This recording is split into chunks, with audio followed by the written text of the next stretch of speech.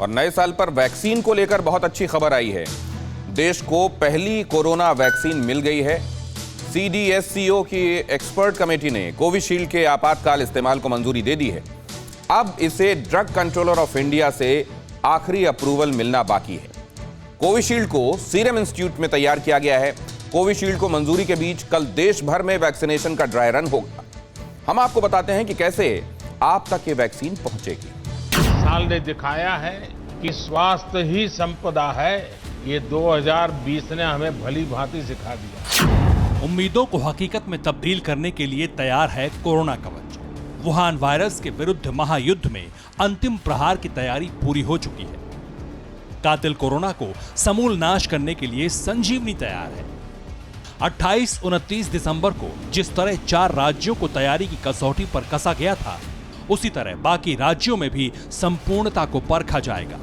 चंद घंटे बाद एक साथ समूचे देश में ड्राई रन के साथ ही वैक्सीनेशन प्रक्रिया पर आखिरी मुहर लग जाएगी। ये जो एक्सरसाइज है, इसका उद्देश्य भी यही है कि हम हमारी हर बारीक से बारीक जो एस्पेक्ट्स हैं उनको पूरी अच्छी तरीके से उनका अध्ययन कर लें।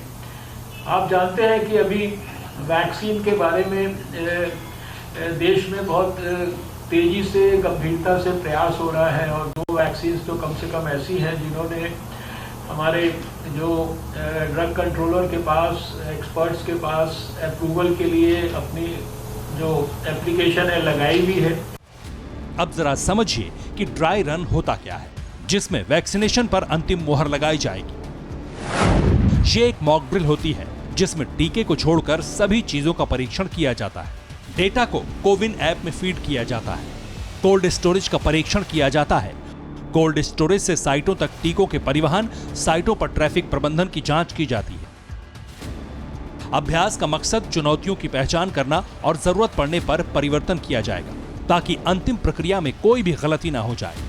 ड्राई रन के दौरान वैक्सीनेशन को लेकर वो अनुभव मिलेगा जो आगे काम आने वाला है। वैक्सीनेशन सेंटर में कैसी तैयारी की गई है ये बताएंगे, मगर उससे पहले जानिए कि आप तक ये वैक्सीन कैसे पहुंचेगी। वैक्सीन बनाने वाली कंपनी से डिपो तक पहुंचेगी। वहां से वैक्सीन सेंटर ले जाया जाएगा। इस दौरान बार बार तापमान की जांच की जाएगी। वैक्सीन सेंटर से लोगों के पास SMS भेजा जाएगा। उस SMS में वैक्सीनेशन टीम का जिक्र होगा, साथ ही उसमें समय और जगह भी बताई जाएगी। वैक्सीन लगाने का वक्त सुबह 9 बजे से शाम 5 बजे तक होगा।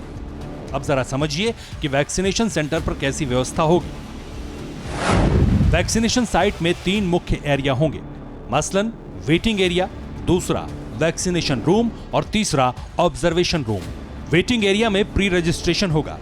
वैक्सीनेशन रूम में वैक्सीन लगाई जाएगी, जबकि ऑब्जर्वेशन रूम में वैक्सीनेशन के 30 मिनट बाद तक रखा जाएगा ताकि किसी को अगर कोई दिक्कत होती है तो उसे अस्पताल ले जाने के लिए वैक्सीनेशन सेंटर में एम्बुलेंस भी मौजूद रहेगी। जैसे ही वैक्सीनेशन सेंटर आप पहुंचेंगे, बाहर आपको सारी डिटेल मिल जाएगी।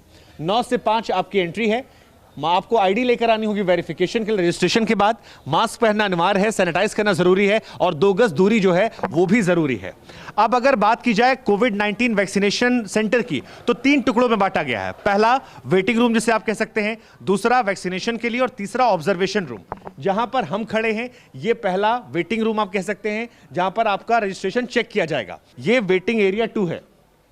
वेटिंग एरिया 2 जो है, यहां पर निशान बना दिए गए हैं, मां का फुटस्टेप देख सकते हैं। वहां से आने के बाद यहां पर वैक्सीनेशन ऑफिसर 2 और 3 का रोल शुरू होता है और इसके बाद जब आपका नंबर आएगा वैक्सीनेशन को लेकर, तो आपको एंट्री मिलेगी इस कमरे में। यह कमरा बहुत ज्यादा खास है, खास इस लिहाज से क्योंकि यहीं पर आपको वैक्सीन दी जाएगी। वैक्सीन वाली सिरिंज भी बेहद खास होगी। एक सिरिंज का इस्तेमाल सिर्फ एक बार होगा। बताते हैं कि सिरिंज में एक प्लंजर लगा होता है, उसको एक बार ही खींचा जा सकेगा, दूसरी बार खींचते ही वो टूट जाएगा। वैक्सीन सेंटर पर मुकम्मल व्यवस्था की गई है। केंद्रीय स्वास्थ्य मंत्रालय की गाइडलाइंस के मुताबिक वैक्सीनेशन साइट पर वैक्सीन लगाने वाली टीम में 5 सदस्य होंगे। वैक्सीनेशन सेंटर पर मुख्य अधिकारी एक डॉक्टर होगा, उसके साथ एक नर्स होगी जो इंजेक्शन का इंचार्ज होगा। एक एक कर 4 वैक्सीनेशन ऑफिसर होंगे। पहला वैक्सीन स्टोरेज देखेगा, दूसरा रजिस्ट्रेशन की जांच करेगा, तीसरे और चौथे वैक्सीनेशन अफसर के पास भीड़ को नियंत्रित करने का जिम्मा होगा। हम इस समय राजधानी भोपाल के वैक्सीन स्टोरेज सेंटर पे मौजूद हैं और यहाँ पर आप देखिए कि कोविड की जब भी वैक्सीन जो आएगी उसको रखने के लिए जो इंतजामात हैं उसको लेकर के हम यहाँ पर तैयारियों का जायजा लेने के लिए आए हैं। पहले भी हम तस्वीरें दिखाते आ रहे हैं और आज भी हम आपको यही दिखाने यहाँ पर लेकर के आए हैं कि तैयारियां पूरी तरह से कर ली गई हैं। जब भी वैक्सीन यहाँ पर आएगी उसका पहले ट्रायल रन होना है, उसके अलावा जब भी वैक्सीन यहाँ पर आएगी तैयारियां पूरी तरह से मुकम्मल हैं। हम इस जगह पर पहुंचे हुए हैं, ये वो सारे स्टोरेज बॉक्सेस हैं या कहें कि आइस बॉक्सेस हैं जिनमें कोरोना की वैक्सीन को स्टोर किया जाएगा। 130 करोड़ के हिंदुस्तान में सबसे पहले किन लोगों को वैक्सीन लगाई जाएगी, इसका भी खाका खींचा जा चुका है। कई चरणों में आखिरी व्यक्ति तक वैक्सीन लगाई जाएगी।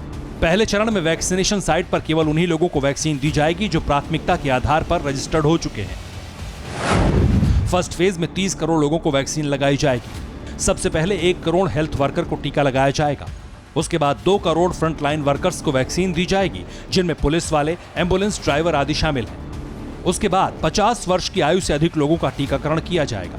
इनकी संख्या करीब 26 करोड़ है। इसके अलावा 1 करोड़ उन लोगों को भी फर्स्ट फेज में वैक्सीन लगाई जाएगी जो गंभीर रूप से बीमार हैं। 30 करोड़ लोगों को टीका लगाए जाने के बाद बाकी लोगों की बारी आएगी। एक एक कर सारे हिंदुस्तानियों को यह संजीवनी दी जाएगी। वैक्सीन पाने के लिए आपको पहले से रजिस्टर करना होगा। ऑन द स्पॉट रजिस्ट्रेशन नहीं होगा। सरकार ने 12 तरह के पहचान पत्रों को मान्यता दी है, जिनके जरिए आप कोविन वेबसाइट पर रजिस्टर कर पाएंगे। इसके लिए voter ID, Aadhaar, driving licence, passport, pension document जैसे दस्तावेज मान्य होंगे। Bureau report, TV9 Bharatvarsh.